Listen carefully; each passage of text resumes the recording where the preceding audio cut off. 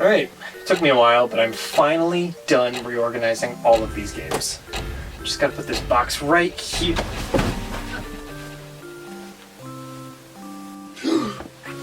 Oh my god.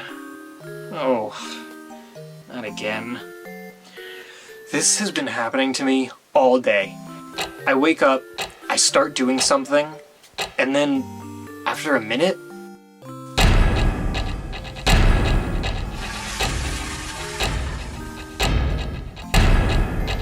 I pass out. I don't get it. I mean, everything was going completely fine until I started playing this. Oh no. Oh no. Oh no. Oh no. No, no, no, no, no, no, no, no, no.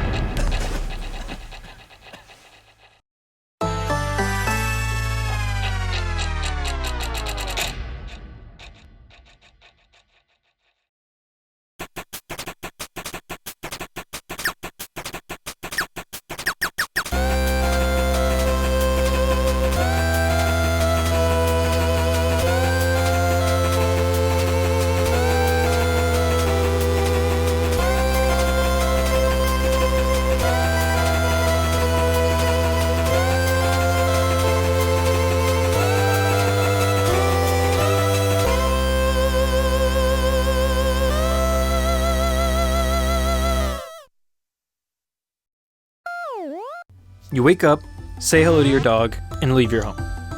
After walking around for a bit, you quickly find that you can't get very far. That is, until you stumble upon a sword. Wait, it's cursed? And why is there a timer now? Oh my god, what's happening? Well, now that you have a new sword, more areas are accessible. You continue to explore, taking note of the land and cutting down any grass that might be in your way. The timer's now at 20 seconds. No big deal.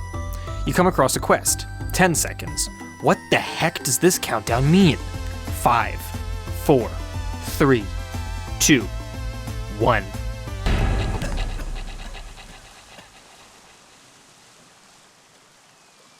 Okay, so it's a time limit.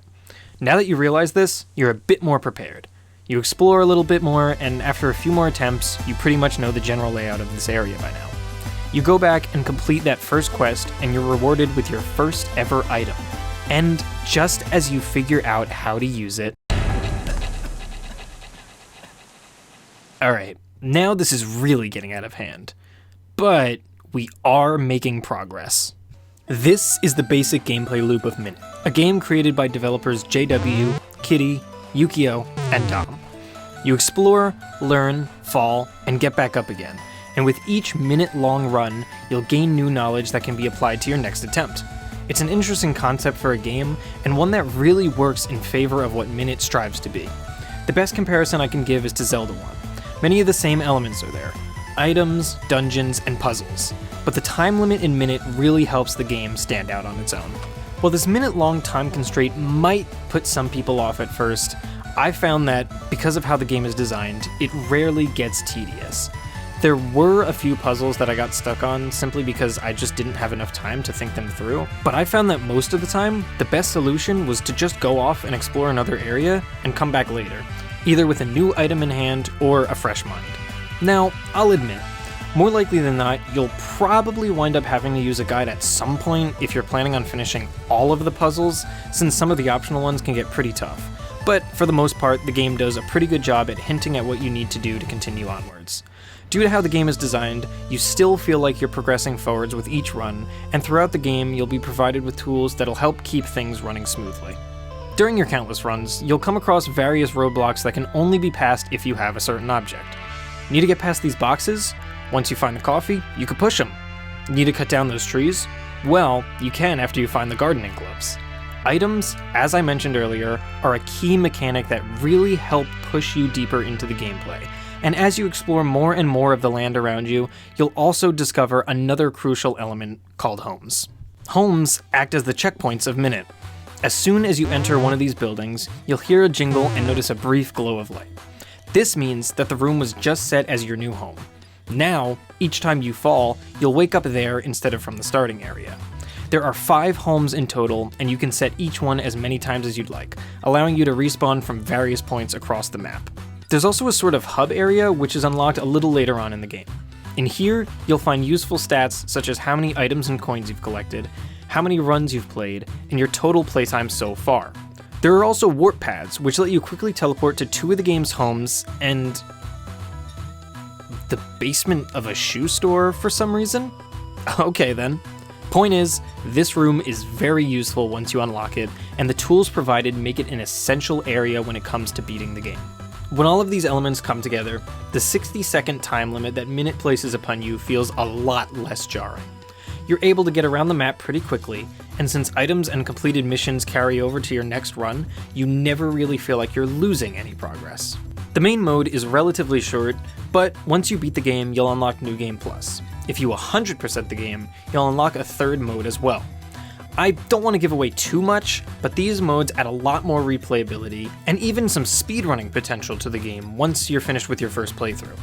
Now I'd like to cover some of the other aspects of the game for a minute. Get it? Because the game's called Minit? Oh, come on. It wasn't that bad.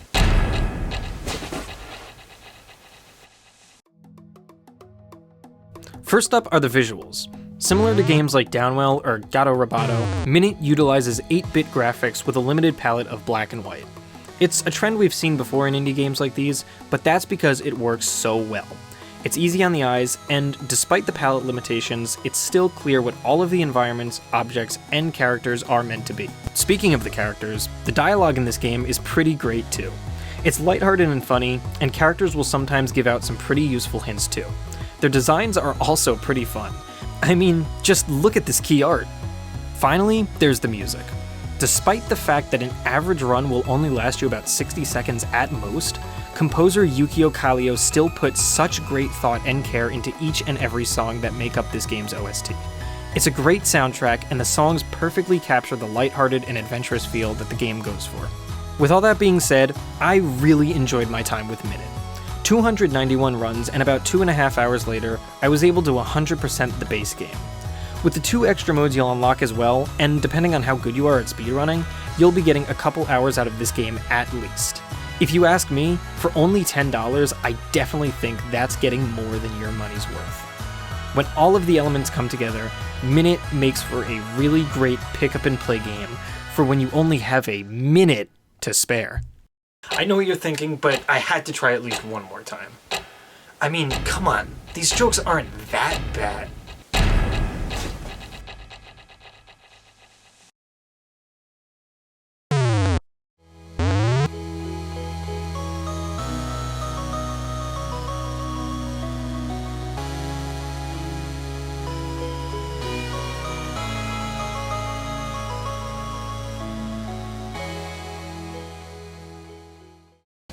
I can't keep falling anymore. I'm done.